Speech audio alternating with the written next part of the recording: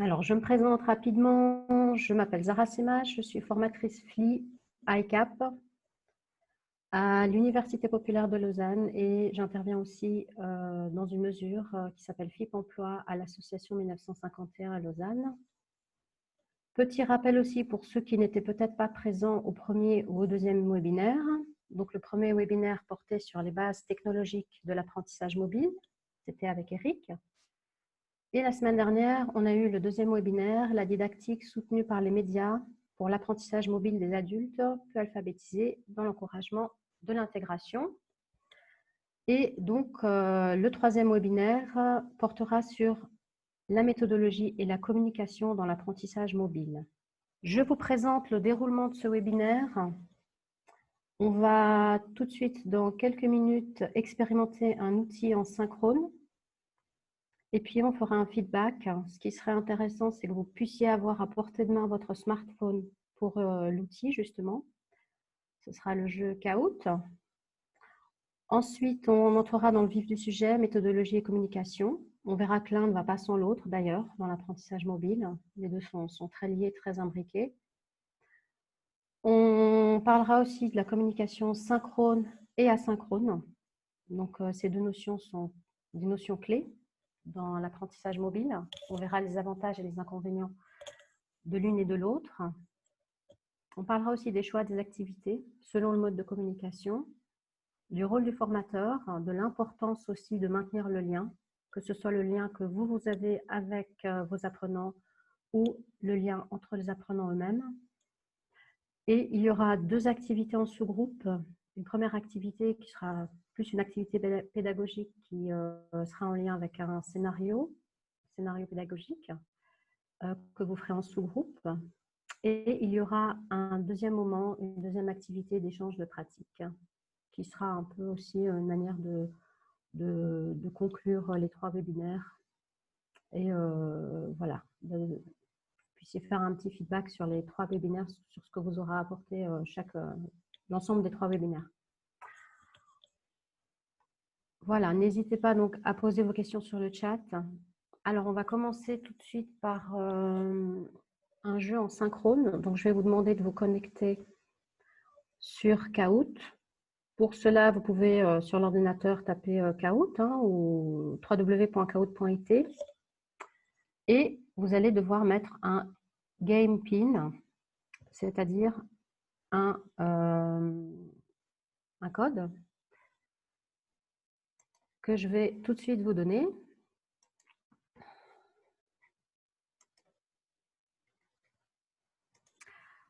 Alors voilà, je pense que tout le monde voit mon écran.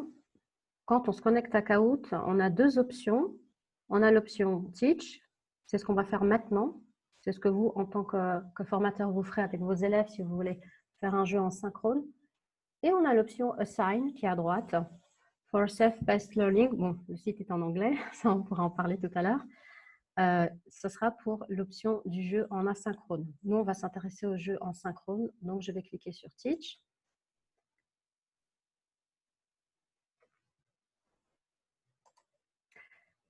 Et vous allez devoir taper le code suivant, 210 456.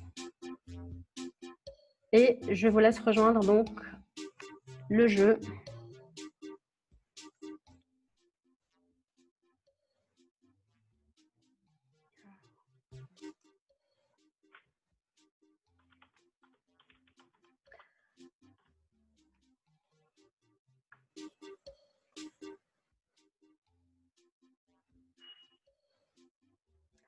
Voilà, je vois que vous êtes déjà nombreux à vous être connectés. Il y a 12 joueurs.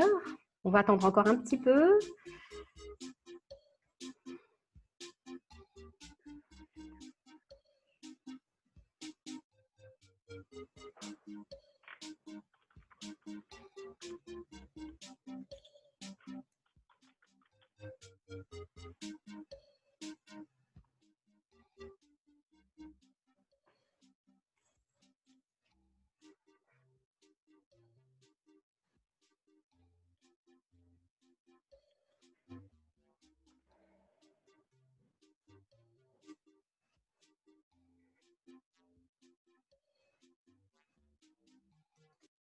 Voilà, alors on va commencer le jeu. Vous devez donc regarder mon écran, l'écran de votre ordinateur et répondre sur votre smartphone. La première question qui s'affiche. Je participe à un Zoom, je suis...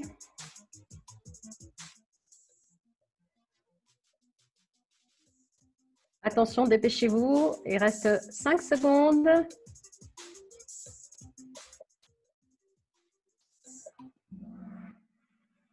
Ok, en formation synchrone. Alors, comme vous le voyez, hein, on joue en synchrone, ça va très vite. C'est vous qui choisissez la durée, hein, le temps de réflexion. Vous pouvez ajuster 5 secondes, 10 secondes, 20 secondes. Vous verrez, pour toutes les questions, il y aura 20 secondes, mais ça va quand même très vite. Alors, question suivante. Ça, c'est les points. Bravo Aurélie. Vrai ou faux? Alors, pour favoriser l'interaction orale entre participants, je privilégie un outil asynchrone.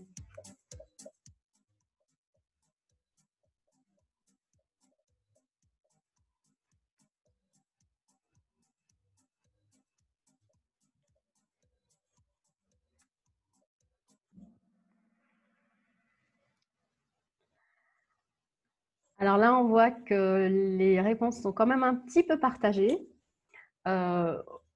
On ne va pas trop s'attarder là-dessus maintenant, mais on pourra toujours en discuter plus tard, puisqu'on va parler justement de tous ces aspects synchrones et asynchrones et sur le choix des activités. Je vous propose la troisième question.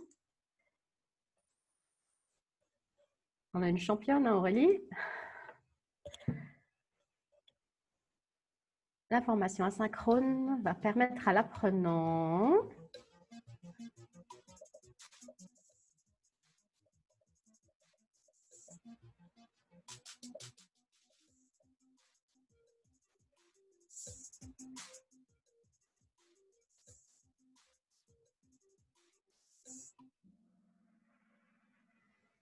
alors de travailler à son propre rythme.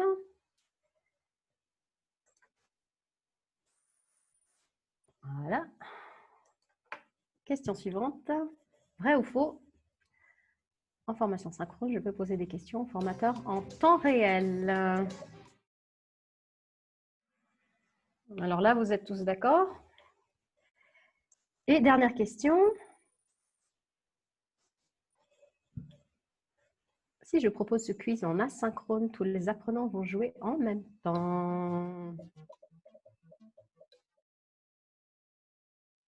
Voilà, là aussi, donc, une grande majorité de réponses faux. Alors, on va juste voir le podium quand même, hein. Bravo Zoé, 3e position. Bravo Marc. Et la championne, je crois que c'était Aurélie, qui a dû faire un sans faute. Voilà. Voilà. Alors, on va arrêter le jeu. Et je vais revenir sur mon PowerPoint qui est là. C'est tout bon, vous voyez bien mon écran?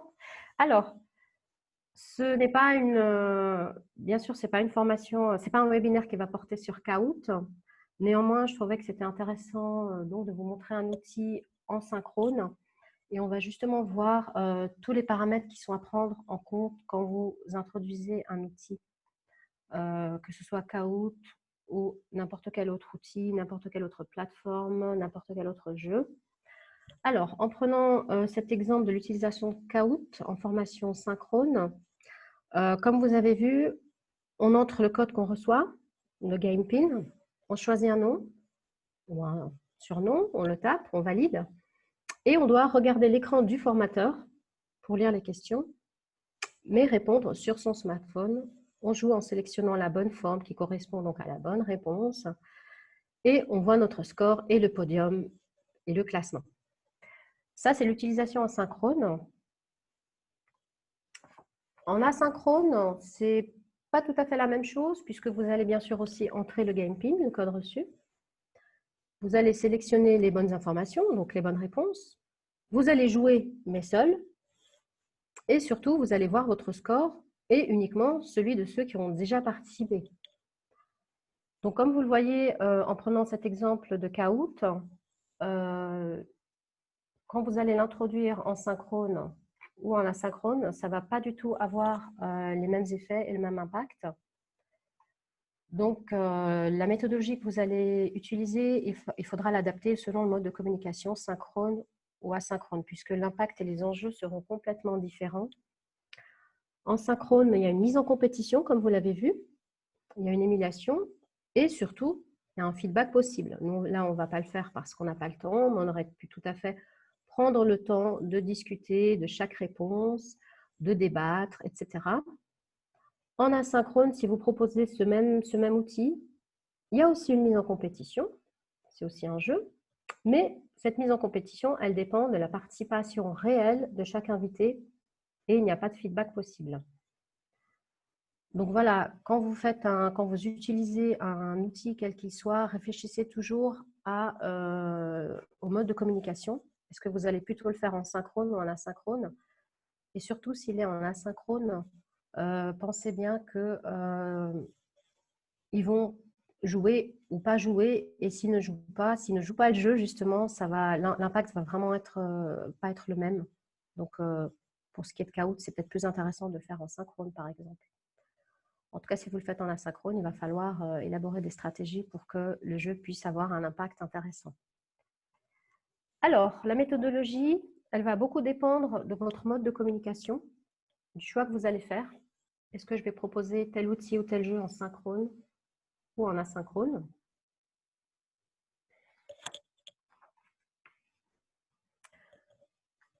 Si on prend l'exemple de Kahoot, en préparant votre séquence d'apprentissage, il va falloir être attentif à beaucoup de choses, à beaucoup de paramètres. La première chose, c'est que Kahoot peut s'utiliser sur Internet ou avec l'application Kahoot. Donc déjà, selon que vous utilisez Kahoot sur Internet ou l'application, ce ne sera pas la même chose, ni pour vous en tant qu'enseignant, ni pour les apprenants. Ça, c'est important. Donc, se mettre à la place de l'apprenant pour voir ce qu'il va voir, c'est primordial. Idéalement, ce serait bien que vous puissiez vous connecter avec votre ordinateur, par exemple, sur le jeu, mais que vous puissiez aussi tester le jeu avec votre smartphone et, si possible, en utilisant l'option compte utilisateur étudiant. Si vous utilisez votre compte enseignant, vous ne verrez pas du tout la même chose que ce que va voir l'apprenant. Donc, c'est vraiment important de voir ce qu'il va voir et de comprendre les informations que lui va recevoir, parce que ce ne sera pas forcément les mêmes que celles que vous allez recevoir. Important aussi, c'est de tester l'application au préalable et l'accès, donc via le site Internet, pour voir les différences possibles sur Internet ou l'application. C'est deux choses différentes. Parfois, on n'a pas du tout les mêmes informations. Dans le cas de Kahoot, comme vous l'avez vu, il est en anglais. Donc, certains sites sont en anglais. Donc, ça, c'est important déjà de le savoir et de vous dire que tous les apprenants ne maîtrisent pas l'anglais. Donc, il va falloir le leur préciser. Et puis, bon, même si pour nous, ça paraît évident que true, c'est vrai et false, c'est faux, ça ne l'est pas forcément pour des petits niveaux, pour des personnes qui ne parlent pas du tout anglais, qui ont peut-être déjà du mal avec le français. Donc, attention à toutes ces plateformes qui sont en anglais.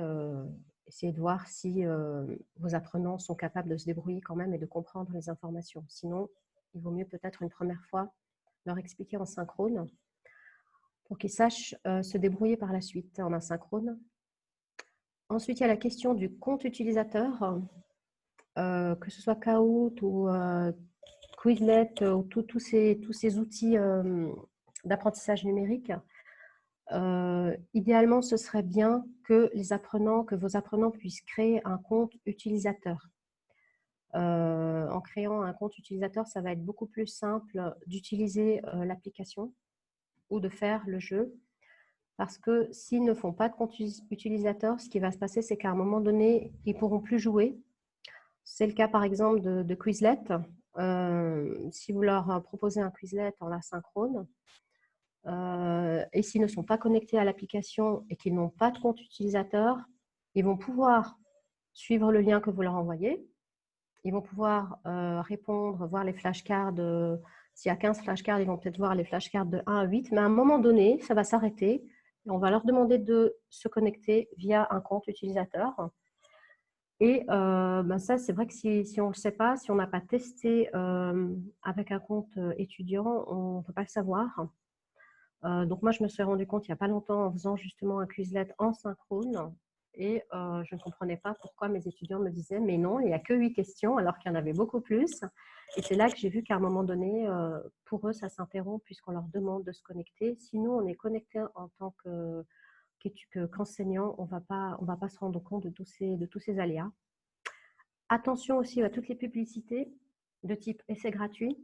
Donc ça, c'est très fréquent sur les jeux, que ce soit sur Kahoot, que ce soit sur Quizlet et beaucoup d'autres. Attention à bien leur dire de ne pas cliquer sur les options essai gratuit, mais simplement de passer. Hein, il faut passer à la page suivante ou de voir un peu, selon le jeu, voir ce qu'ils doivent faire justement pour éviter de s'inscrire et d'adhérer à un essai gratuit ou après, par la suite, on risque de leur demander quelque chose de payant. Voilà, donc pour en revenir au digital learning, il y a différentes méthodes et différents modèles pédagogiques selon vos besoins. En réalité, là, je vous propose 6 modèles, mais il y en a beaucoup, beaucoup, beaucoup d'autres. En fait, on a l'impression que tous les mois, il y a un nouveau modèle pédagogique qui sort.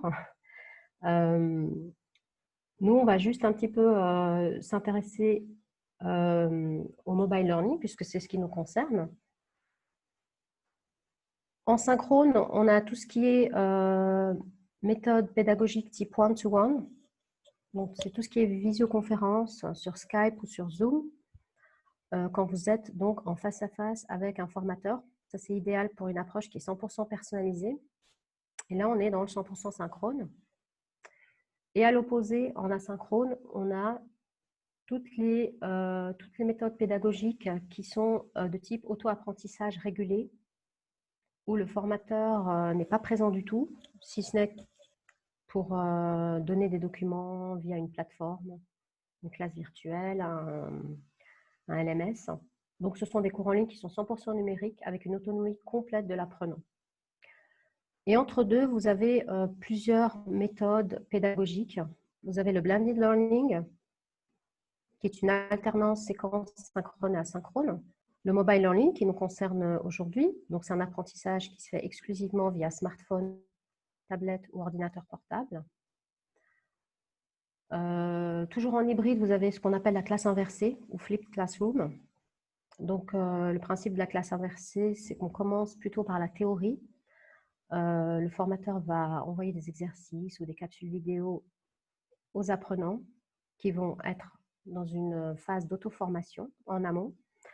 Ensuite seulement viendra une mise en pratique des acquis en aval avec le formateur, avec souvent aussi énormément d'échanges de groupe. Les échanges de groupe sont fortement favorisés dans les classes inversées. Un autre modèle dont on a déjà parlé, ce sont les LMS. On en avait parlé dans les webinaires 1 et 2, donc les Learning Management Systems, comme par exemple le Moodle ou le GRASP qu'on a vu lors du webinaire 2. Donc là, ce sont des plateformes de suivi à distance du formateur. Donc, il y a une plateforme qui est partagée. Pour accéder à cette plateforme, l'apprenant doit avoir un compte, il doit se connecter, il doit avoir un accès en ligne. C'est une formule qui est très courante en formation continue, en entreprise, peut-être pas forcément idéale pour des publics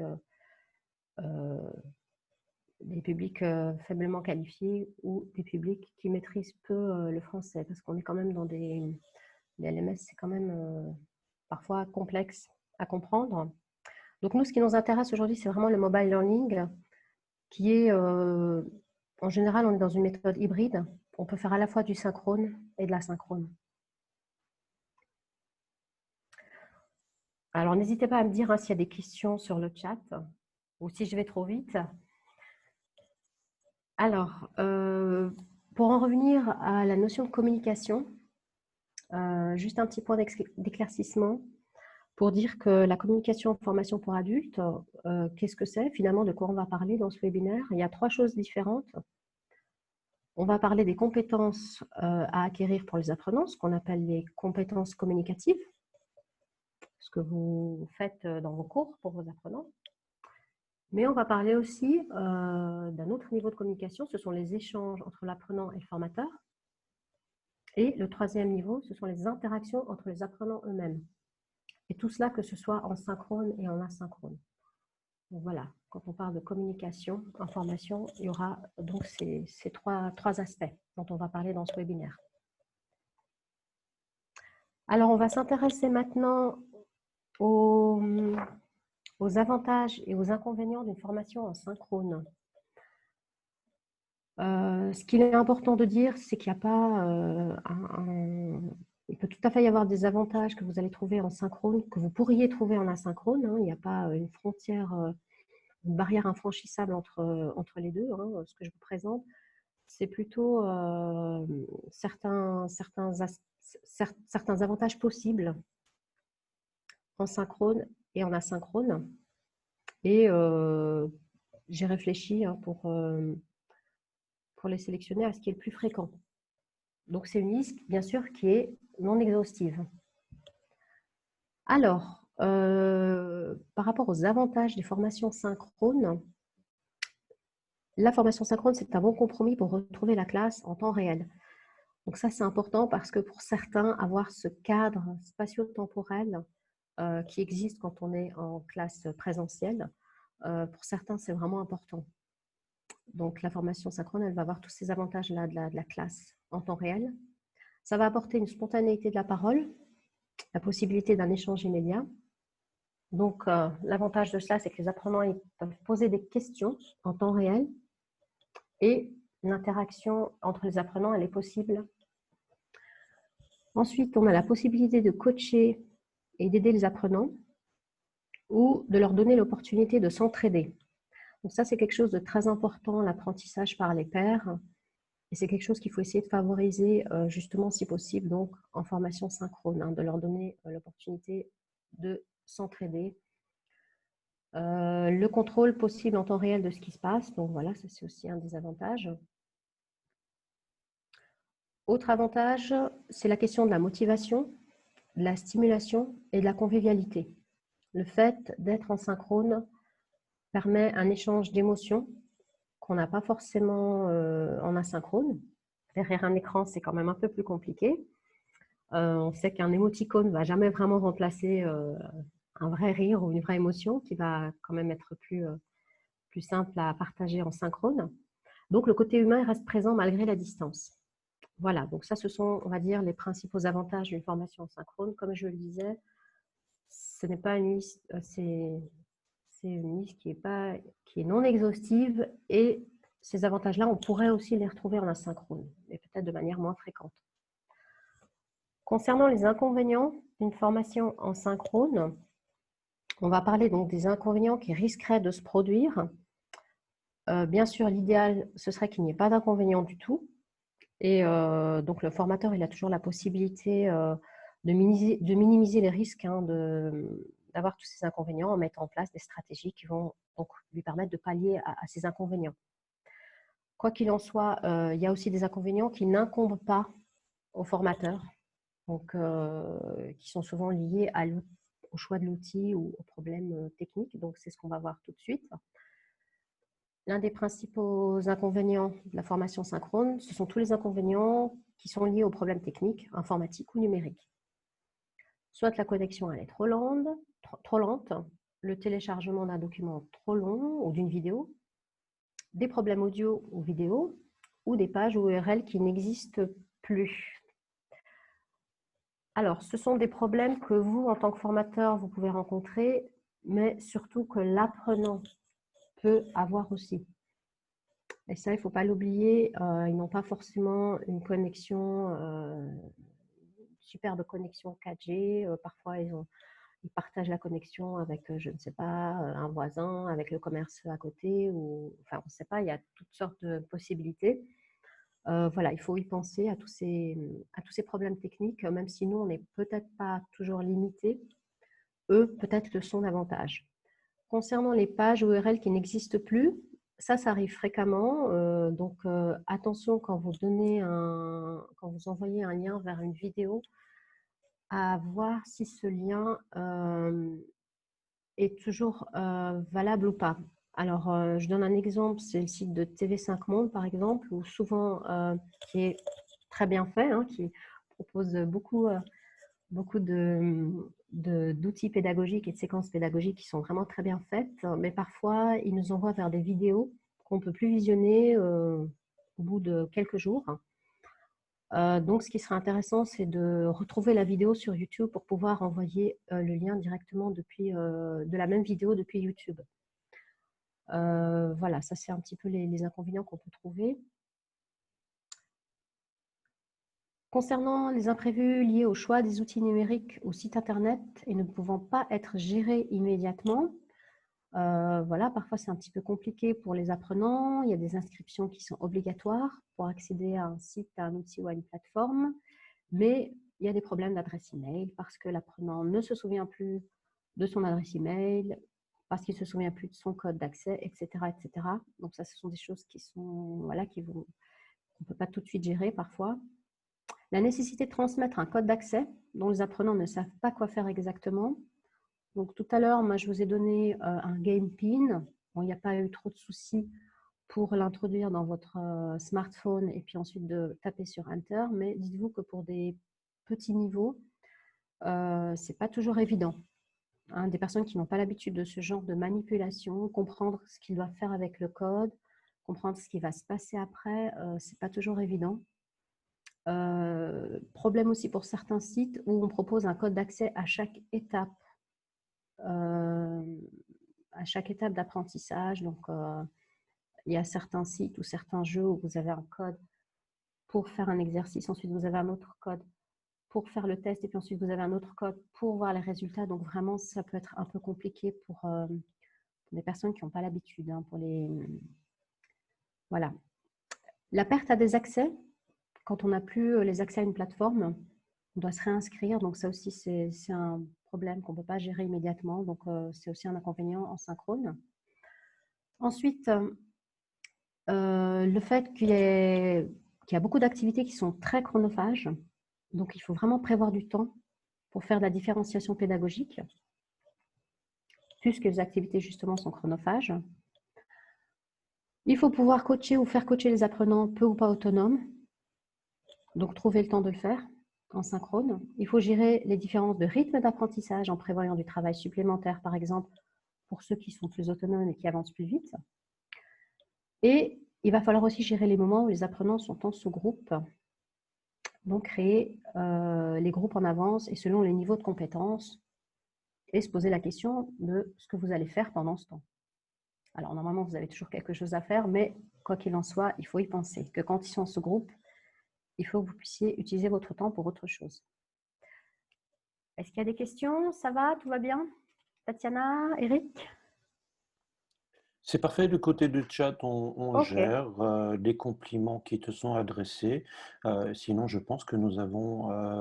il y a une question qui vient de débarquer. Est-ce que l'enregistrement de la séance de la semaine passée a déjà été envoyé? Alors, ça, c'est tout soudain. J'ai envie de répondre. Et puis, pour ce qui concerne le général et les informations qui concernent les 3 webinaires, on est à votre disposition à la fin de celui-ci, si vous avez des questions. Mais les informations suivent, ne vous inquiétez pas. La FSEA est garante de pouvoir vous transmettre toutes les informations en temps et en heure. Sarah, je te laisse la parole. Merci. Donc, juste une petite précision, il y aura de toute façon une intervention de la FSEA et de FIDE à la fin pour apporter quelques précisions sur la suite de ce webinaire. Alors, on va maintenant s'intéresser à la formation en asynchrone. Donc, d'abord aux avantages. Comme je le disais tout à l'heure, c'est une liste non exhaustive. Voici quelques avantages de la formation en asynchrone. La première, celle qui est peut-être la plus fréquente, c'est que l'apprenant peut travailler de façon autonome, développer donc son autonomie dans son parcours d'apprentissage. Ça, c'est le premier gros avantage. Ça renforce donc sa capacité d'apprendre par lui-même.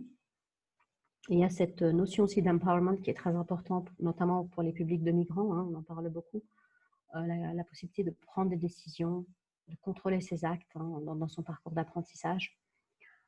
Autre avantage, l'apprenant peut travailler à son propre rythme.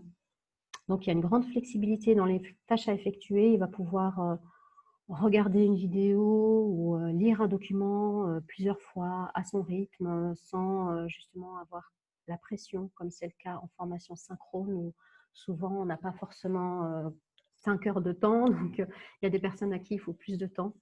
Et il n'y a pas justement cette pression où ils doivent se dépêcher. Donc, il peut travailler à son propre rythme et visionner autant qu'il veut une vidéo, etc. Il peut étudier aussi selon ses disponibilités. Ça, c'est très intéressant pour les apprenants qui, par exemple, travaillent ou travaillent à mi-temps, ou pour les mères au foyer qui n'ont pas le temps en journée, mais qui ont peut-être un peu plus de temps quand les enfants sont à l'école ou en fin de journée. L'apprenant peut s'auto-évaluer et s'auto-corriger. Ça, c'est très bien pour lui, comme on le sait, mais pour vous aussi, puisque c'est un réel gain de temps, vous allez pouvoir faire autre chose de ce temps, notamment par exemple du suivi pédagogique, du suivi individuel. Vous allez pouvoir voir ce que l'apprenant a fait en auto-évaluation, en auto-correction et lui faire un feedback sur son travail directement. Donc, vous ne perdez pas de temps à corriger, mais vous allez plutôt profiter de ce temps pour faire un feedback. Et il y a la possibilité aussi à l'apprenant de se mettre en métacognition, bien sûr, de réfléchir à ses propres stratégies d'apprentissage. Ça, c'est très important pour lui, hein, de réfléchir à qu'est-ce que je fais qui marche bien, qu'est-ce que j'arrive à faire, comment j'arrive à le faire, etc. Voilà quelques inconvénients maintenant de la formation en asynchrone. Alors, bien sûr, comme je disais tout à l'heure, pour la formation synchrone, ce sont des inconvénients qui risquent éventuellement de se produire. Ça ne veut pas dire qu'ils vont forcément se produire si vous réussissez à élaborer les bonnes stratégies, à utiliser les bons outils, à avoir un suivi régulier, vous pouvez les minimiser. Néanmoins, d'une manière générale, on peut retrouver le sentiment de solitude. L'apprenant est face à lui-même, doit gérer les imprévus, les bugs, les incompréhensions. Et le gros problème par rapport à cela, je pense que vous l'avez vu notamment dans nos publics de migrants, les publics qui ont des petits niveaux, l'apprenant, il n'ose pas ou ne veut pas demander de l'aide ou exprimer ses difficultés. Donc, on a beau les solliciter en synchrone ou en asynchrone, on leur envoie quelque chose à faire, on leur dit « N'hésitez pas, je suis disponible pour répondre à vos questions si vous avez besoin d'aide ». En général, c'est seulement quelques temps après, quand vous allez les contacter, quand vous allez être en formation synchrone, que tout d'un coup, ils vont vous dire « Ah, mais j'ai pas compris. Ah, mais j'ai pas fait. » Donc, voilà, on a beau leur proposer, ils savent qu'ils peuvent compter sur nous. Ils n'osent pas souvent demander de l'aide quand ils sont confrontés à une difficulté, ou alors, ce n'est pas nous qui vont la demander, ils vont plutôt demander à quelqu'un, soit qui parle leur langue maternelle, soit un compatriote ou autre. Ou parfois, ils se découragent et ils ne font pas, ils vont pas jusqu'au bout. Tout à l'heure, quand on a vu l'exemple de Kahoot, quand vous leur envoyez quelque chose, si vous n'avez pas testé, eux, ils vont cliquer sur le lien du jeu et peut-être qu'ils vont avoir une page, ils ne vont pas comprendre ce qu'ils doivent faire et puis du coup, ils vont se décourager, ils ne vont pas faire, ils vont sûrement pas vous demander de l'aide sur le coup. Ça, c'est un gros inconvénient. Les formations en asynchrone nécessitent des compétences transversales pour réussir. Donc, ce n'est pas donné à tout le monde de pouvoir vraiment se débrouiller en formation asynchrone. Il faut quand même avoir des compétences opérationnelles, organisationnelles, des compétences aussi liées à l'outil et à la navigation. Apprendre à apprendre, bien sûr, ça c'est quelque chose qui n'est pas simple, surtout pour les personnes qui n'ont pas été scolarisées, peu ou pas scolarisées.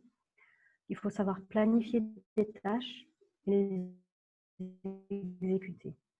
Donc, quand on est face à une tâche pédagogique, il faut comprendre ce qu'il faut faire, il faut comprendre tous les enjeux. Ce n'est pas forcément évident pour les personnes qui ont été peu scolarisées. Comprendre aussi le sens de la tâche, qu'est-ce que je vais faire, est-ce que c'est quelque chose qui va m'aider, est-ce que c'est pour m'évaluer, est-ce que c'est pour mémoriser, est-ce que c'est de la consolidation. même si pour nous, ça paraît évident, il ne faut pas oublier que pour nos apprenants, ça ne l'est pas. Ils ne savent pas forcément ce qu'on attend d'eux, où est-ce qu'on se situe par rapport à l'apprentissage. Ensuite, un autre inconvénient, c'est la diminution des interactions avec les formateurs et entre les apprenants. Le sentiment d'appartenance au groupe classe, il peut être fortement diminué. Il peut y avoir une diminution de la motivation et la nécessité d'un suivi à distance régulier, parfois en synchrone, pour suivre le parcours d'apprentissage de l'apprenant. Sinon, on risque de le perdre complètement si on est à 100% en asynchrone. Voilà quelques éléments sur les avantages et inconvénients de la communication synchrone et asynchrone. Maintenant, je vous ai fait un petit tableau concernant les objectifs et les choix des activités selon la communication. Alors, bien sûr, c'est une proposition de choix d'activité qui, comme tout à l'heure, quand je vous ai parlé des avantages et des inconvénients, il n'y a pas un mur infranchissable entre la gauche et la droite, le synchrone et l'asynchrone. Il y a des choses que vous pourriez tout à fait faire en asynchrone et vice-versa. Néanmoins, j'ai essayé de classifier cela selon des critères de ce qui est le plus pratique et le plus simple peut-être, et plus intéressant pour l'apprenant toujours. En synchrone, privilégier donc de travailler sur les compétences langagières, production et interaction orale, les compétences linguistiques, sociolinguistiques, par exemple le fait d'adapter la langue au contexte, pouvoir exercer aussi la langue en contexte quand on est en synchrone. Les compétences linguistiques, tout ce qui est phonologie, lexique, les compétences socioculturelles, ça c'est important aussi puisque donc tout ce qui est en lien avec la culture suisse et l'intégration, les échanges interculturels, c'est vraiment quelque chose d'important. Si possible, pouvoir le faire en synchrone.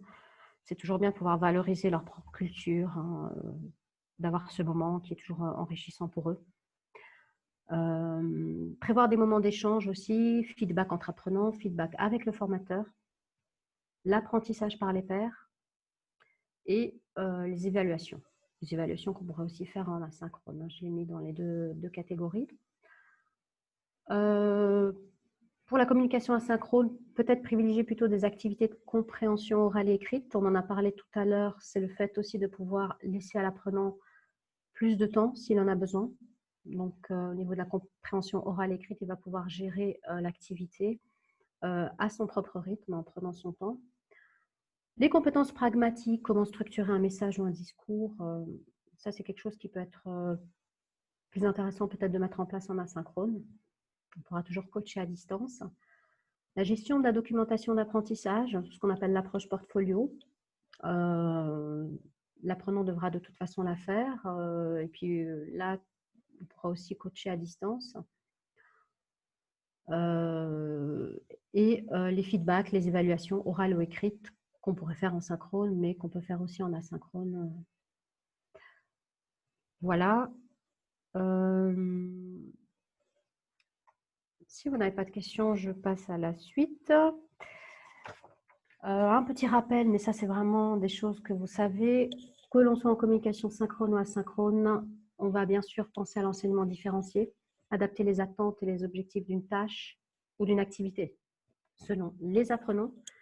On va essayer de privilégier une pédagogie active avec des tâches et des activités variées et bien sûr privilégier une orientation selon les besoins des apprenants et en lien avec leur vie quotidienne. C'est le principe de l'approche actionnelle FIDE. Je rappelle, si jamais que vous aurez le PowerPoint à l'issue de ce webinaire, donc même si je vais un petit peu trop vite, là on est sur des rappels, donc voilà, je vais essayer de survoler un peu. Faire produire nos apprenants une priorité, que ce soit en synchrone ou en asynchrone. Donc réfléchissez-y toujours, on veut toujours les faire produire. Qu'est-ce que je vais faire en synchrone? Qu'est-ce que je vais faire en asynchrone? En tout cas, je vais toujours essayer de les impliquer, de leur permettre de s'auto-évaluer, de faire des feedbacks, de diversifier les supports et les activités, de les faire jouer. Alors, cette notion de jeu, voilà, cet aspect ludopédagogique, il est quand même très important en formation, même en andragogie. Voilà, c'est pas qu'on joue, mais c'est qu'on apprend en jouant, on joue en apprenant. Leur permettre d'expérimenter, favoriser l'apprentissage par les pairs, mobiliser leurs compétences, stimuler leur créativité. leur permettre d'expérimenter. Bien sûr, ça c'est très important puisque même s'ils font des erreurs, c'est en faisant des erreurs qu'ils vont apprendre.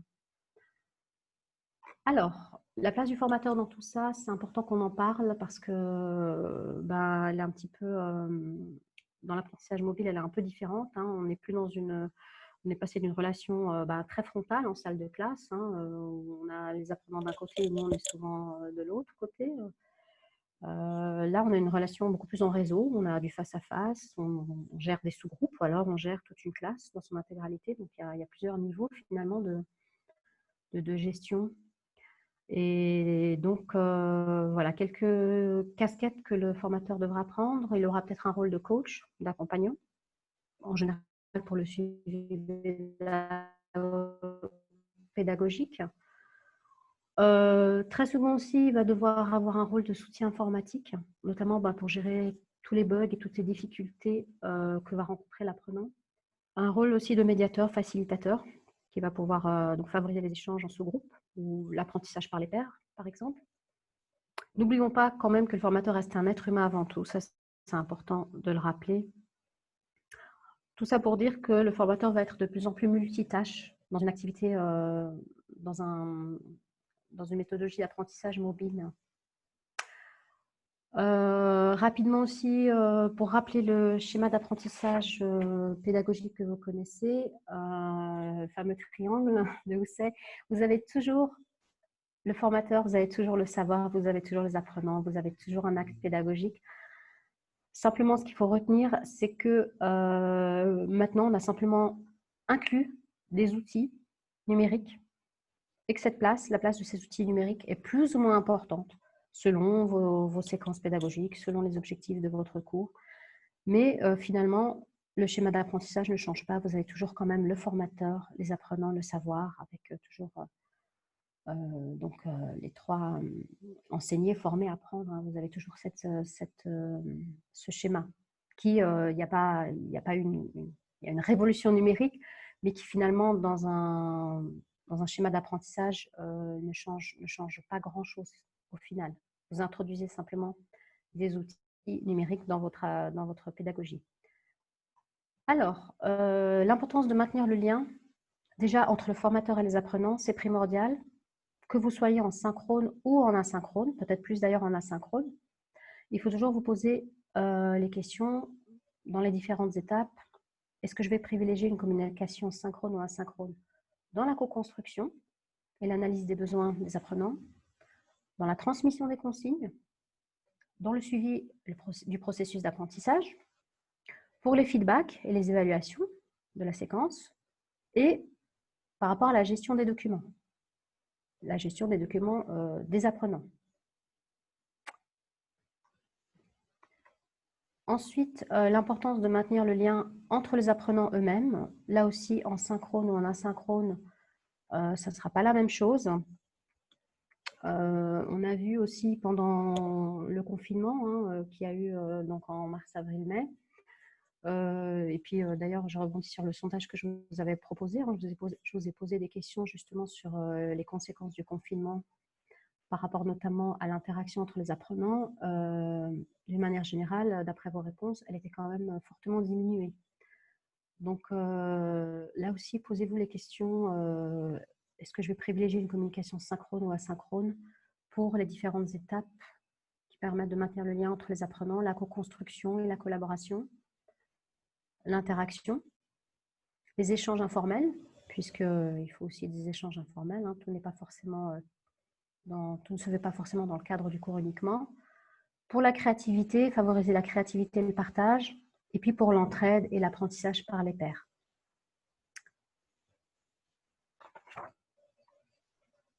Alors, quelques conseils pour maintenir le lien. Créer un groupe, type WhatsApp, Telegram, une classe virtuelle comme un Google Classroom, les réseaux sociaux, bien sûr. Alors, les réseaux sociaux... c'est quand même un moyen très intéressant de voir nos apprenants sous un autre angle, découvrir peut-être des talents cachés. Je trouve que c'est bien aussi d'y penser. Alors, ce n'est pas une obligation, mais c'est toujours bien. Puis ça permet des échanges un peu plus informels, mais de les voir un petit peu, de voir un petit peu ce qu'ils font, de les découvrir parfois, de découvrir qu'il y a des talents.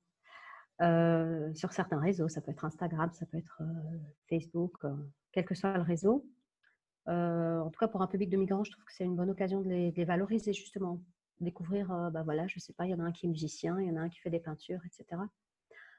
Le téléphone, bon, c'est un classique, mais on a tendance à oublier avec tous ces outils numériques qu'un simple coup de fil, ça, c'est le meilleur moyen, je pense, pour faire du suivi à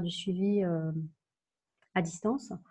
Et puis, il y a les LMS, les Learning Management System, type Moodle ou GRASP, qu'on avait vu la semaine passée.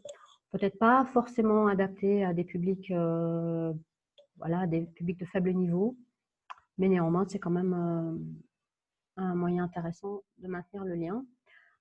Le plus important, c'est d'avoir un contact régulier, quel que soit le réseau que vous utilisez, quel que soit le canal. Alors voilà, donc maintenant, je vais vous proposer de faire une activité en sous-groupe. Je vais faire 6 groupes et chaque groupe ne fera qu'une tâche, mais vous allez tous travailler sur le même scénario. Vous allez tous partir sur un même scénario. En l'occurrence, c'est dans le champ d'action achat, c'est échanger un article. Voilà, c'est très d'actualité puisqu'il y a les soldes. Donc ça, c'est quelque chose que les apprenants demandent souvent, et même s'ils ne le demandent pas, je sais qu'ils se retrouvent souvent confrontés à des problèmes. Dites-vous que dans échanger un article, ça peut être un article que vous avez acheté en ligne ou pas. Alors, vous allez être dispatchés en sous-groupe. Je vais, dans quelques minutes, vous dire dans quel groupe vous serez. Le groupe 1 va uniquement s'intéresser à la transmission de la consigne et au mode de communication, par rapport donc au scénario que j'ai cité. Le groupe 2 au choix des activités. Le groupe 3 à l'interaction entre les participants, comment favoriser la co-construction, la collaboration, l'apprentissage par les pairs. Le groupe 4 va s'intéresser au feedback entre les apprenants et au feedback formateur-apprenant. Le groupe 5 va s'intéresser à l'évaluation, la séquence d'apprentissage, l'évaluation des apprenants. Et le groupe 6 à l'accompagnement du formateur, le suivi et l'accompagnement. Alors, je vais vous diviser en groupes. Voilà, donc je pense que tout le monde est de retour. En tout cas, vous avez été très productifs sur le Padlet.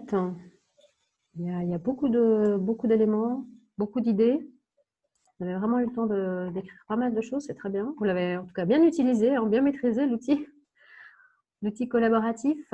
Est-ce que j'ai une personne du groupe 1 qui veut bien nous faire un petit feedback de 2 minutes maximum? Oui, je vais faire le feedback.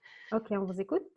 D'accord. Alors, on avait dit qu'on pouvait, si les apprenants arrivaient à lire les consignes, qu'on pouvait envoyer par écrit, donc par exemple par email, mais il y avait une personne qui avait dit que c'était quand même des fois difficile de comprendre les consignes par écrit, et puis qu'elle elle avait fait des bonnes expériences en envoyant les consignes par message vocal pour les apprenants qui ont plus de difficultés à pouvoir lire et comprendre une consigne. Et puis, on avait aussi dit que ça pouvait aider aussi à visualiser, donc mettre une image de la situation qui a joué. Par exemple, FIDE a des images à disposition pour ça.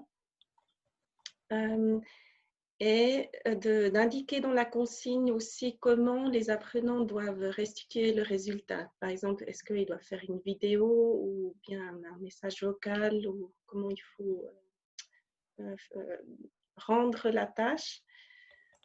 Et puis faire attention de choisir des outils que les apprenants ont à disposition et de leur fournir les liens et les codes d'accès pour qu'ils ne perdent pas de temps à les chercher. Merci beaucoup, Lucienne. C'est très complet. Si jamais vous avez des questions par rapport à ce Padlet et au travail que vous avez effectué en ce groupe, n'hésitez pas à utiliser le chat. En tout cas, merci. Est-ce qu'une personne du groupe 2 peut nous parler du choix des activités, s'il vous plaît? Bon, moi, je veux bien, mais j'ai un micro tout pourri. Alors, on vous entend très bien. On vous entend très bien. Alors, allez-y. Allez-y. On avait dit que comme... en fait, c'est un peu en vrac parce qu'on est revenu en avant, en arrière. Alors, on va essayer de... Donc, on voulait faire un apprentissage du vocabulaire, soit par des quizzes, des images d'articles, faire des petits jeux de rôle au début. Mais après, on nous a fait une super proposition, c'était de les envoyer avant le cours, faire une mise en situation, aller réclamer quelque chose dans un magasin et revenir avec tous les problèmes qu'ils avaient. Donc, voilà. Après, on peut faire un retour, soit maintenir synchrone ou asynchrone, ça dépend de la situation, si on est en classe ou pas. Après, on voulait faire un questionnaire ludique pour voir si le vocabulaire était appris. Ensuite, faire des petits groupes de 3, mais des groupes équilibrés par caractère, par niveau, etc. Des petits groupes de 3 pour faire des jeux de rôle. Répéter les formules parce que chaque jeu de rôle sera joué, les formules vont être répétées, re-répétées, ce qui leur fera du bien. Quand même prévoir un peu de grammaire liée au sujet, mais suivant le niveau des élèves, ça peut être de la grammaire de base, les articles, où on place les articles, ou simplement des formules de politesse. Et on avait aussi envisagé, après tout ça, de refaire un jeu de rôle en situation où ils retournent dans un magasin, ils vont faire la réclamation et ça serait une sorte d'auto-évaluation. Voilà. D'accord, merci. Ça, vous pourrez le rajouter si vous voulez sur le Padlet, c'est intéressant que vous puissiez le… Il était marqué, il a disparu. Ah, d'accord, c'est bizarre. Je l'avais noté, alors on va le renoter. Voilà, ouais, simplement le renoter, parce que c'est important et puis ça complète bien justement. Ouais. Merci beaucoup Geneviève. Pour le groupe 3, est-ce qu'on a une personne qui veut bien nous parler de l'interaction entre les participants, co-construction, collaboration et apprentissage par les pairs? Alors, en attendant le groupe 3, on va demander au groupe 4 la question de feedback entre les apprenants et le feedback formateur-apprenant. Est-ce qu'on a quelqu'un qui peut vous faire un feedback? Donc, on a proposé des feedbacks synchrones présentiels. J'ai oublié le prénom de la personne avec qui j'ai travaillé, désolée. Mais cette personne a proposé des cartes avec des questions. Il y a des images sur ces cartes et puis on pose des questions par rapport à ces cartes pour voir un petit peu les actions. Brigitte. Brigitte, merci Brigitte, pardon. Oui, mais on est sur le groupe 4, hein, on n'est pas sur le groupe 3. Oui, c'est ça, le groupe 4. C'est juste, ouais. Espace de parole pour que les apprenants puissent poser des questions sur un aspect spécifique du cours, donc qu'eux puissent revenir avec des questions de compréhension, par exemple. Le formateur puisse aider à ce niveau-là. Ensuite, feedback asynchrone, présentiel ou distanciel, des exercices à faire après le cours, donc par exemple des jeux par WhatsApp ou des exercices avec support papier, hein, si on fait du présentiel par exemple. Et feedback synchrone, présentiel et distanciel, dialogue en direct avec les participants qui pourraient être justement fait par des sous-groupes pour voir un petit peu où en est les capacités d'acquisition des personnes par rapport à la thématique. Et on peut faire aussi en présentiel de la même manière qu'on pourrait faire par des sous-groupes Zoom. D'accord, merci beaucoup Laure et Brigitte.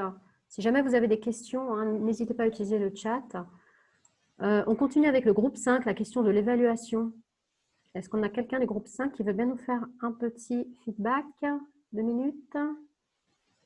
En termes d'évaluation, donc on était dans le groupe avec Mila, Ricardo et Jeanne. On se disait c'est que selon les niveaux, il y avait différentes compétences à développer. On était parti d'abord donc sur du vocabulaire avec des flashcards qu'on pouvait faire, de créer ça pour le vocabulaire. Ensuite, il y avait cette idée, si on est en ligne, il y avait écrire un formulaire, donc c'était créer donc un formulaire pour pas que les personnes aient à mettre leur adresse mail, parce qu'on sait que certaines n'en ont pas, mais c'était pour simuler et c'était un autre peut-être apprentissage, une autre compétence pour créer une adresse mail.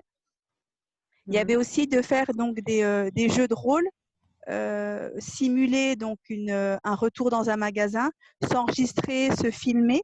Donc ça, c'était en sous-groupe. Et après, il y avait aussi le fait des retours d'expérience des personnes qui vont directement au magasin, soit parce qu'ils doivent vraiment rendre quelque chose, soit simplement demander est-ce qu'on peut rendre un article, combien de temps on a, quelles sont les conditions pour rendre un article, avoir son ticket, etc. Donc cela permet de travailler tout le vocabulaire qui aura été travaillé en amont dans des choix d'activités. Et donc voilà, je crois que j'ai tout dit.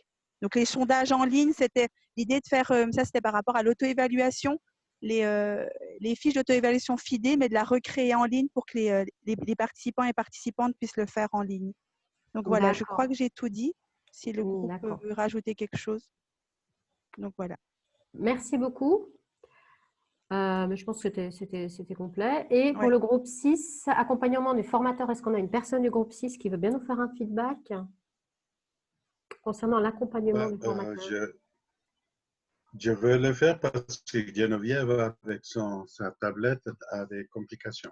Mais en fait, on s'est situé de façon, je ne sais pas si j'arrive à faire bouger le Padlet, on s'est situé dans la position de celui de donner un cadre. Le formateur, il donne un cadre. On a situé, disons, 3 situations.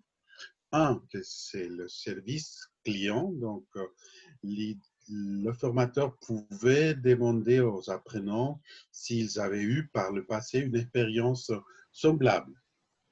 Donc, la deuxième chose était si, au moment des achats, on réfléchit à l'utilité de la chose à acheter. Donc, des fois,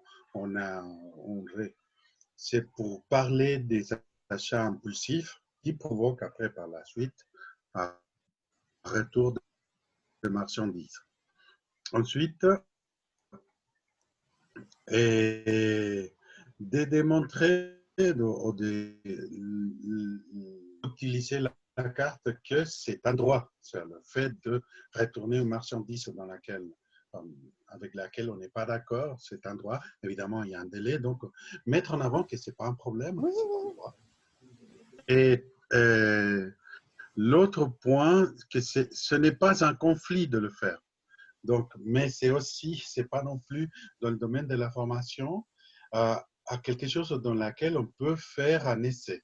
On ne peut pas dire à quelqu'un va acheter un frigo et après tu le retournes parce que comme ça tu fais. On ne peut pas simuler la chose. Donc, on doit partir du vécu. Et pour un dernier point, c'est le rappeler que tel comme un bon dessin échange, ça existe quand on reçoit un cadeau, quand on reçoit un livre, etc. On peut demander déjà à la base un bon d'échange, que ce bon d'échange nous permet déjà d'échanger la marchandise. Ce qui met dans un cadre que c'est une situation que les commerces sont déjà habitués à avoir. Donc pour nous, c'était l'accompagnement du formateur allait dans le sens de donner de la confiance à l'apprenant. D'accord, Voilà. merci beaucoup pour toutes ces informations très complètes. Par contre, c'est juste peut-être que vous avez utilisé le mot pas de conflit, mais en fait, c'est peut-être pas exactement ce que vous vouliez dire. Parce que quand vous dites pas de conflit, c'est… Non, en fait, c'est volontaire parce que, mais je n'ai pas expliqué, c'est que des fois, ça peut provoquer un conflit dans la personne. D'accord. C'est-à-dire, voilà, la personne, elle se sent mal à l'aise parce que, surtout si elle, peut-être que c'est mal exprimé, parce qu'elle ne connaît pas bien la langue, etc. Et donc, non, ce n'est pas un problème. C'est pas, voilà, vous avez le droit de vous tromper. D'accord, très bien. C'est dans ce J'avais sens-là. pas compris justement l'utilisation du mot conflit. Merci beaucoup. Est-ce qu'une personne éventuellement du groupe 3 veut nous faire un feedback rapidement? C'était sur l'interaction entre les participants. Est-ce qu'on a une personne du groupe 3? Alors, moi, j'ai un petit problème avec mon trackpad, c'est Zoé, mais je vais quand même essayer de faire un petit résumé rapide. Merci beaucoup. Voilà, c'était dans l'idée de façon de faire partager 2 groupes sur leur expérience et d'utiliser la technologie pour formuler les questions qu'ils ont utilisées. Et puis Ah, voilà, il y a quelqu'un d'autre qui le bouge, c'est très bien. Oui, c'est moi. En fait, c'est super, parce que c'est ça que je n'arrivais pas à faire, j'ai un petit problème. Non, Et c'est normal. donc, merci Sarah. Donc, demander aux participants de partager leur expérience, parce que chacun a dû avoir une expérience différente, comment ils se sont pris pour le faire, ce qui permettra d'enrichir l'expérience de chacun, puis de le structurer par écrit, ça peut être de façon asynchrone, comment chacun s'est pris, et puis d'organiser des jeux de rôle de façon par un moyen direct, donc synchrone. D'accord, merci beaucoup. Voilà. Oui, il y avait encore autre chose. Et puis partager les informations qu'on aura structurées par WhatsApp, par exemple, pour qu'ils puissent être utilisées en ayant ça sous la main. D'accord, très bien. Merci beaucoup pour ce retour, Zoé. Alors, simplement pour vous rappeler que bien sûr, ce Padlet sera à disposition. Vous pourrez toujours éventuellement le compléter ou rectifier. Si besoin, il sera à disposition sur le site, je ne sais plus exactement, il y aura le lien sur le site tamis.ch, je crois. J'espère que je ne dis pas de bêtises, Tatiana Eric. Mais il me semble que c'est ça. Voilà, alors ça va, on est relativement dans les temps. Ce que je vais faire, c'est que je vais rapidement terminer ma présentation et après, il y aura un autre moment d'échange entre vous. Alors, est-ce que vous voyez bien mon écran? C'est tout bon? Tatiana, c'est bon mon écran? Ouais. Alors, vous avez été nombreux à demander qu'en est-il des personnes peu alphabétisées, hein, comme quoi on n'en avait peut-être pas assez parlé dans le webinaire 1 et 2. Alors, on va en parler un petit peu. Alors, la première chose qu'on peut dire par rapport à l'apprentissage mobile, c'est que qu'il faut adapter l'outil à l'apprenant et pas l'inverse. Alors, ça peut paraître évident, mais en fait, non. C'est vrai que parfois, on va imposer plus ou moins à l'apprenant de maîtriser un outil, mais en fait, il faut que ce soit l'inverse. Et on en a parlé tout à l'heure, notamment quand on a fait l'activité avec Kahoot. Il est très important que vous vous mettiez à la place de l'apprenant pour voir ce qu'il va voir, pour vous connecter en tant qu'étudiant et vraiment pouvoir faire exactement ce qu'il va faire, ce qu'il va devoir faire. Ça, c'est la première chose. La deuxième que je conseillerais, c'est d'établir des procédures. Eh oui, des procédures notamment pour utiliser une application, par exemple. Alors, pourquoi? Parce que la procédure, ça permet de faire pas à pas et ça va aider vraiment les apprenants, les personnes peu alphabétisées à comprendre très précisément ce qui va se passer, ce qu'on doit faire. Donc, étape par étape. Donc, il va falloir vous-même créer ces procédures. Certes, ça prend peut-être du temps, mais ça va grandement les aider. Et pour ces procédures, essayer de schématiser, enfin voilà, d'avoir vraiment des choses visuelles aussi qui pourront grandement les aider. Se fixer des objectifs atteignables par les apprenants, ça aussi c'est important. Voilà, on parle souvent des objectifs SMART. Bah oui, il faut qu'ils soient atteignables et réalisables par tous les niveaux, notamment vous adapter au niveau si vous avez des personnes peu alphabétisées. Privilégier les outils aux fonctionnalités visuelles et auditives, ça c'est vraiment très important et ça va être très utile pour les personnes peu alphabétisées. Je vous ai mis 2 exemples, mais il y en a beaucoup d'autres.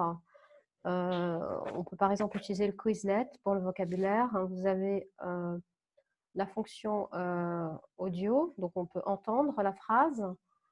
Vous avez la phrase et vous avez l'image. Donc voilà, il y a vraiment, vous faites vraiment appel à plusieurs choses, au visuel, à l'auditif en tout cas.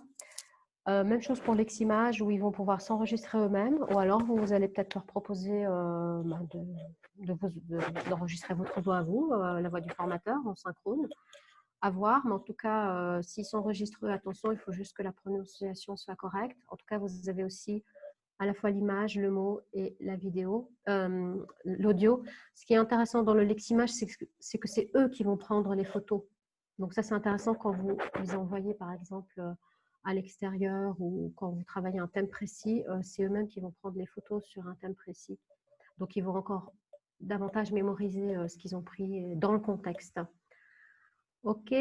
Alors, la question de la vulgarisation, elle est importante, hein, bien sûr, que ce soit pour les informations techniques, le langage informatique et numérique. User et abuser de la vulgarisation, surtout avec les personnes peu habituées au numérique, afin de l'adapter au niveau des apprenants, donc adapter ce que vous dites. Ça peut paraître évident pour nous de dire cliquer sur, voilà, je ne sais pas, fermer la page, cliquer sur, alors que bon, voilà, eux, c'est peut-être pas évident, mais de quelle page elle parle, cliquer, qu'est-ce que c'est de nouveau cliquer, et sur quoi je dois cliquer, etc. Clic droit, qu'est-ce que ça veut dire clic droit, enfin, voilà, pour certains, c'est comme si vous parlez chinois et que vous ne parlez pas chinois. Et puis, voilà, quelques exemples de méthodes qui sont peut-être plus des méthodes d'auto-apprentissage que vous connaissez peut-être, hein, mais qui ont été spécifiquement conçues pour les adultes migrants peu ou pas alphabétisés. Donc, c'est vraiment intéressant.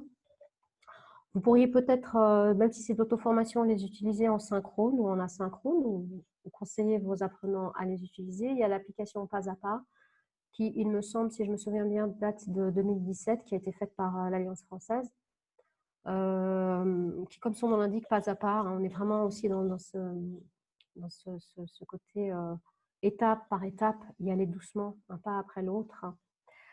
Et puis l'application un peu plus récente qui a été faite l'année dernière par notamment une association qui s'appelle Langue Plurielle, mais il me semble qu'il y a d'autres partenaires pour cette association, qui s'appelle J'apprends, qui a été faite en France, mais qui est tout à fait adaptée pour apprendre la langue française, peut être adaptée aussi en Suisse, qui a été vraiment aussi spécialement conçue pour les publics de migrants adultes, donc andragogie, donc peu alphabétisés. Voilà, alors personnellement, je n'ai pas eu l'occasion de les tester, mais je sais qu'encore récemment, j'en ai entendu parler lors de certains webinaires. Donc, je pense que ça peut être intéressant pour ceux qui ont des publics peu ou pas alphabétisés de les tester. Voilà, le mot de la fin pour moi, avant que vous passiez à une autre activité, ce sera que fonçons en présentiel, en distanciel, en synchrone ou en asynchrone. On a simplement remplacé le tableau blanc par un tableau collaboratif type Padlet. On n'est plus effectivement dans la salle de classe, mais on se retrouve dans une classe virtuelle.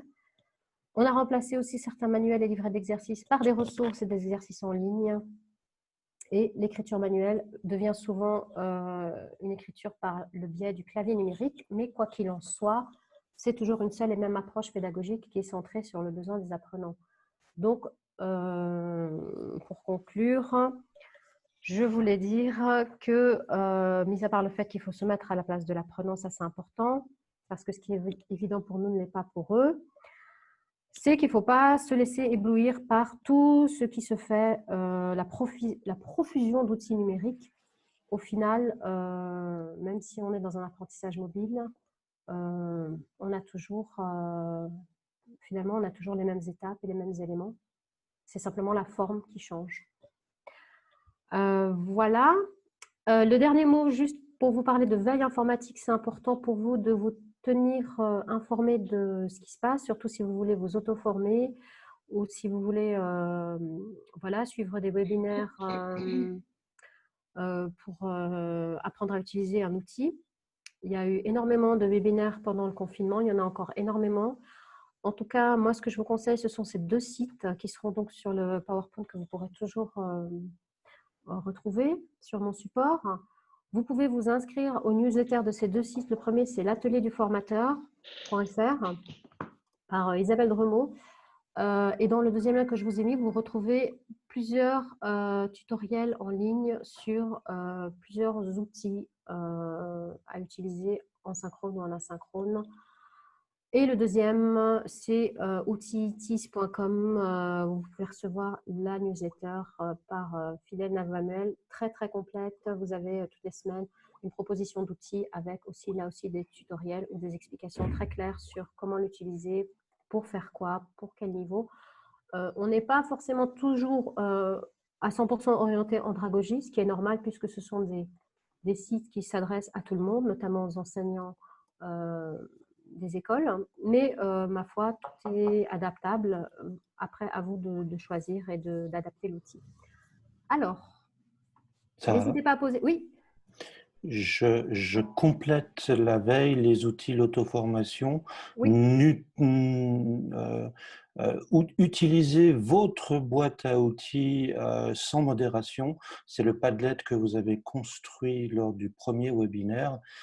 J'ai remis le lien dans le chat. Il vous sera recommuniqué par la FSEA.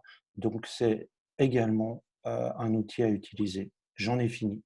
Merci beaucoup pour cette précision. Voilà, je partage encore une dernière fois mon écran pour que vous puissiez faire le dernier travail. Voilà, est-ce que mon écran est partagé? Oui. Alors, je vais vous remettre en sous-groupe et vous allez simplement échanger sur 3 questions. Il y aura aussi un Padlet que je vais vous envoyer. Vous pourrez, selon le temps dont vous disposez, compléter, mais vous n'êtes pas obligé. Hein, c'est juste pour vraiment une discussion entre vous sur 3 points qui concluent un peu ces 3 webinaires. Le premier, ce que j'ai appris de nouveau. Le second, ce que je vais appliquer dans ma pratique en termes d'outils, méthodes, stratégies d'apprentissage. Et le troisième, ce que je vais changer dans ma pratique.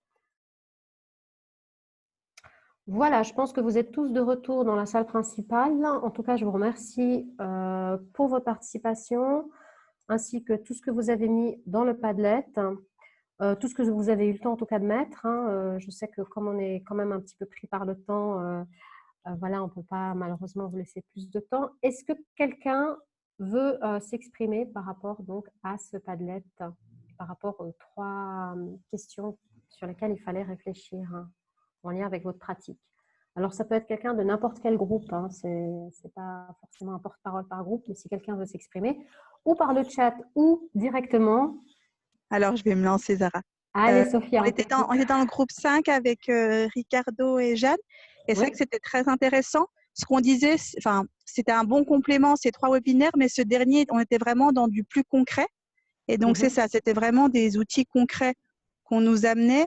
Et le fait de, on nous met plus en confiance parce qu'on se dit, c'est pas si insurmontable que ça. C'est pas un autre monde complet dans les cours.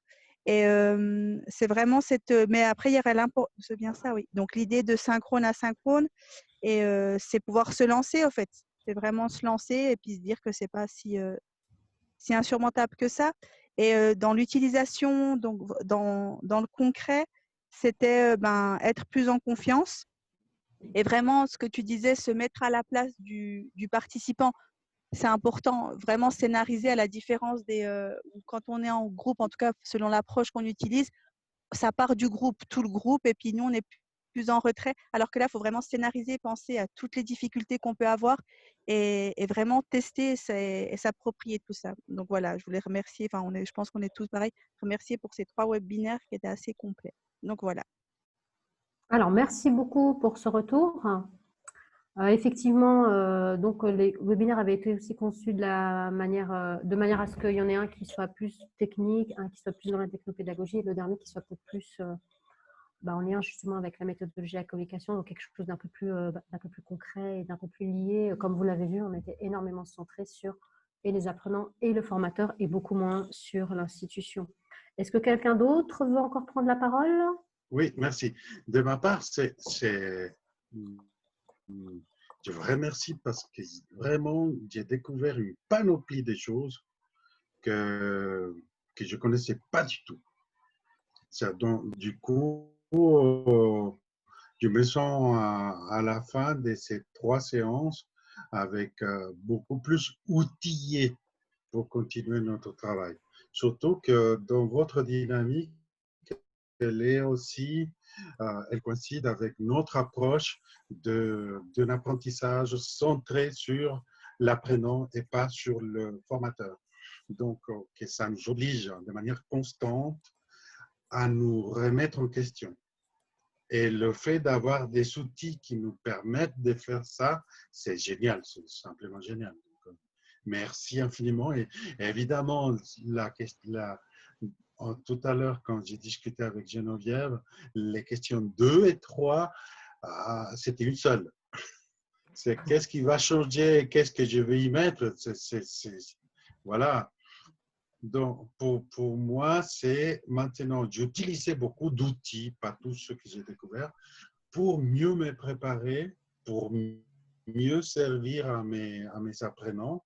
Mais l'idée, ça m'a donné la confiance, en tout cas, ces webinaires, de commencer à les utiliser avec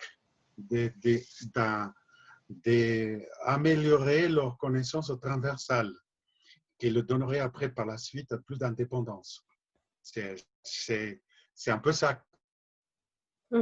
Merci beaucoup. Je pourrais résumer en vous remerciant de nous donner cette opportunité. Merci beaucoup Douglas pour votre intervention et puis pour vos remerciements. Et puis j'en profite aussi pour vous remercier tous, particulièrement d'ailleurs Tatiana et Eric qui m'ont aidé et dans la co-animation mais aussi dans la conception de ce webinaire.